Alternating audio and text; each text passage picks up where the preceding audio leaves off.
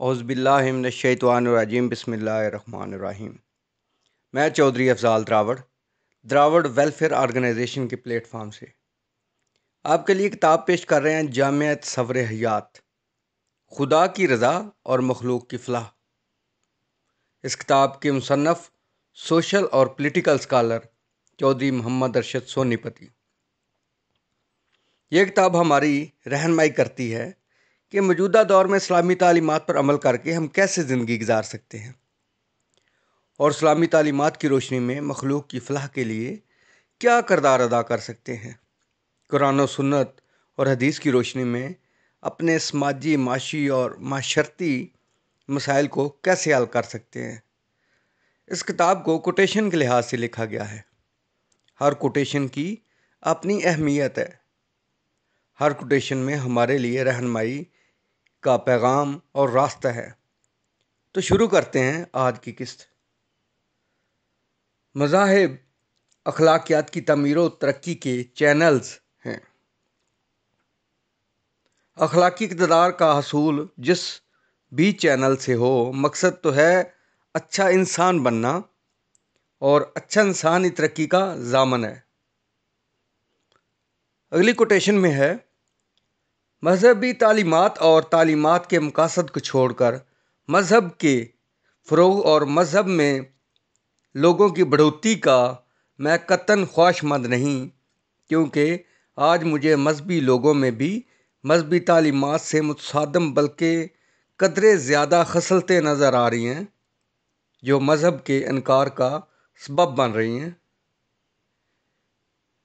اس وقت ہمارا معاشرہ، ہمارا نظام آئیڈیل نہیں، لہذا کوئی کس چیز سے متاثر ہو کر ہمیں اور ہمارے مذہب کو قبول کرے گا؟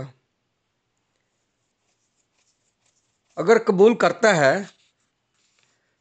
تب زیادہ تر اس کے پیچھے ذاتی اغراض وابستہ ہوتے ہیں، یعنی اغراض سے مراد مفادات وابستہ ہوتے ہیں۔ مزید لکھا گیا، ہم حضرت عمر رضی اللہ تعالیٰ عنہ کے نام کی دعوت نہیں دیتے، بلکہ سیرت و کردار کی دعوت دیتے ہیں، جو فطری اصولوں سے ہم آہنگ خدا داد صلاحیتوں کے بروئے کار لانے اور اعلیٰ انتظامی صلاحیتوں کا پیشکار ہے، جن کا فطرت اللہ پر ایمان رکھنے والا کوئی بھی فرد انکار نہیں کر سکتا۔ نام کی دعوت اس لیے نہیں دیتے کہ نام سے کسی کو غلط فہمیاں ہو سکتی ہیں۔ نیکسٹ کوٹیشن میں ہے، جو دین سیاسی لحاظ سے رہنمائی اور نمائندگی کی صلاحیت کھو بیٹھے، تب مذہب سے رہنمائی لینے کے عمل سے کنارہ کش ہو کر لوگ فقط اخروی اعتبار سے عافیت کا ذریعہ سمجھ لیتے ہیں، محض مذہبی رسوم کو پوجتے ہیں۔ صورتیں اللہ نے بنائی ہیں اور مزاج ماحول سے بنتے ہیں، اس لیے صورت پر اعتراض نہیں مگر ماحول پر ہے جو نظام نے دیا۔ مزید لکھا گیا، ہمارے مذہبی طبقے کی خواہش ان کے اپنے مزاج کے مطابق مذہبی ٹائٹل، حلیہ اور وضاقتہ کی تبدیلی ہے، نہ کہ ان کے پیش نظر سیرت و کردار میں تبدیلی مقصود ہو۔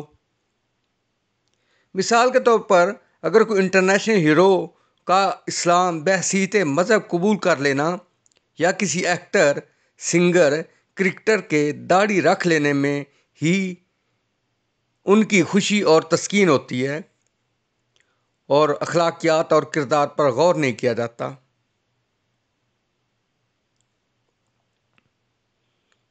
اگلی کوٹیشن میں ہے، کیا کسی بھی مذہب نے کسی علاقائی ریت و رواج اور رسومات پر کبھی پابندی لگائی؟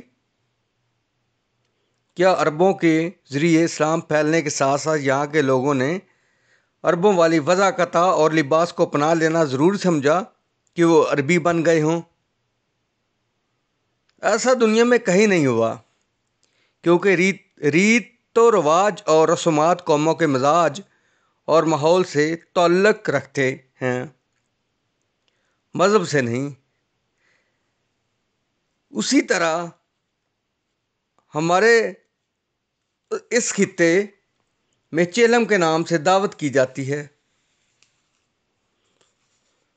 اس پر تمام رشتہ دار اور تعلق دار اکٹھے ہو جاتے ہیں اور آپس میں ملنے کا موقع مل جاتا ہے۔ فوتگی پر 3 دن تک خاندان کے لوگ اور چیلم پر رشتہ دار مشکل وقت میں خرچ کرتے ہیں۔ اگر ایسا نہ ہو تب سب لوگ آپس میں مل بھی نہیں سکیں گے، اور اس سے مہمانوں کے لیے ایک ایک کر کے آنے میں خرچہ بھی گھر والوں کا ہوگا۔ مکہ کے مسلمانوں میں آپس میں ہی رشتہ داریاں تھیں۔ رشتوں کا دائرہ محدود تھا، مگر ہمارے رشتوں کا دائرہ وسیع ہے۔ دور سے آنے کی وجہ سے مہمانوں کو رکنا بھی ضروری پڑتا ہے۔ مزید اگلی کوٹیشن میں ہے، مذہبی تناظر میں اپنے مزاج کے مذہب کی فرسودگی کو دوسروں پر مسلط رکھنا انتہا پسندی ہے جو مذہب سے دوری پیدا کرتی ہے۔ تمام مذاہب اور ادیان کا ادارہ کار اور محور انسان کو متمدن اور اچھا انسان بنانا ہے، جسے عرف عام میں بھی انسانیت کے نام سے تعبیر کیا جاتا ہے۔ لہذا میرا مذہب انسانیت ہے، اسی کو میں اسلام سمجھتا ہوں، اور یہی ہر دور کا اسلام ہے۔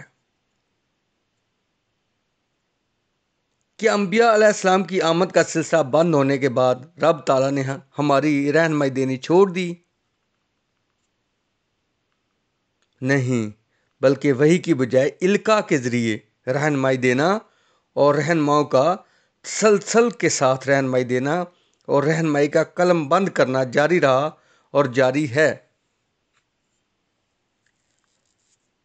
مزید لکھا گیا، دین اسلام نے نامساعد حالات میں، یعنی کہ مخصوص حالات کے پیش نظر، بین الاقوامی تقاضوں کو مد نظر رکھ کر آپس میں فرسٹ کزن کے ساتھ شادی کو جائز قرار دے دیا، مگر فرض قرار نہیں دیا، کیونکہ دین اسلام بین الاقوامی دین ہے۔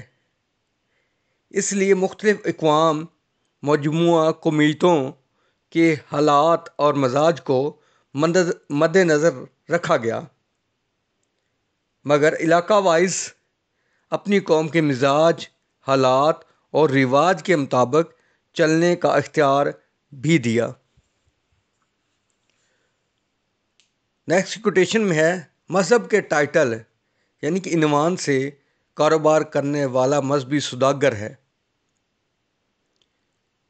اس سوداگر طبقے کی قرآن عظیم نے سورۃ المعون میں لاوارث اور غریب لوگوں کے حقوق کی پرواہ نہ کرنے والے بے مروت اور بے حس مذہبی طبقے کی حیثیت سے پہچان کروائی۔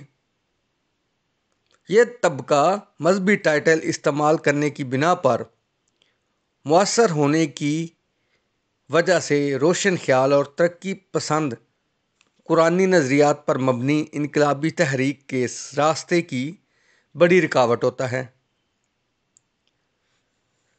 مزید لکھا گیا، جب فطری عمل کو مذہباً ناجائز قرار دے کر پابندی لگا دی جائے تب فطرت کے انکار کی وجہ سے لوگ مذہب کا بھی انکار کر دیں گے، کیونکہ دین اسلام دین فطرت ہے۔ لہذا فطرت کے انکار سے ہی حقیقی مذہب کا انکار ہوتا ہے۔ مزید لکھا گیا، دین اسلام ایسا نظام ہے جس کے نافذ العمل ہونے کے نتیجے میں معاشرے میں خوشحالی پیدا ہوتی ہے، اور خوشحالی کا انحصار امن پر ہے، مگر انسانی معاشروں کو تفرقوں میں بانٹ کر امن پیدا نہیں ہونے دیا جا رہا۔